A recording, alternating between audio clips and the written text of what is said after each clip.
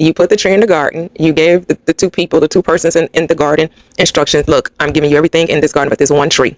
I'm going to place it here and I'm going to make it just something so irresistible, but you cannot give over to the irresistibility of it. You cannot lean into temptation. You have to resist it with all you can. And all it came was for some serpent, some talking snake to come in and say, hey, God did not say that you will surely die, right? And you're like, yeah, kind of think of it. No, I don't think he really said that we will surely die. No, he just told you that. And if he did say that, he just told you that because he know that you be like him.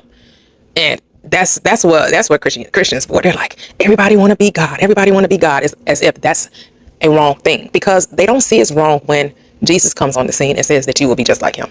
That not only will you do the things that he does, you will do greater than him. And so he's equating you to him, right? That's, and Christians are like, oh no, he was God in human form. He said we would be like him, but we wouldn't be him. We could do what he does, but we wouldn't be him. We would just be able to be like him. Okay.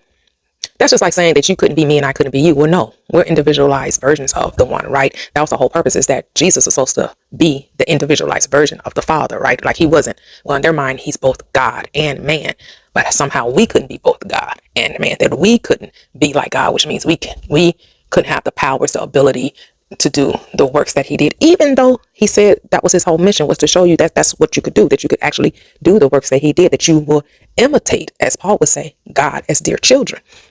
And so in order to pacify or to lean into that programming, that indoctrination, Christianity's dogma, you have to suspend common sense. You have to suspend logic. You cannot be a free thinker, because if you're told in Genesis that you're created in the image and likeness of God, and of course we know that God isn't physical. God is spirit, right? God is not a man. So when it says that we're created in the image and likeness, it's talking about the spirit of man. And it's interesting. Last night I was on live and a gentleman came up and he was like, we were talking about the spirit of God, and I made this very same point, that we're made in the image and likeness of God. And since it's not talking about our human form, it has to be talking about our spirit. He's like, oh, everyone has a spirit, but not everybody has the spirit. And I'm like, well, if it's the spirit that gives life, of course everyone has the spirit of God.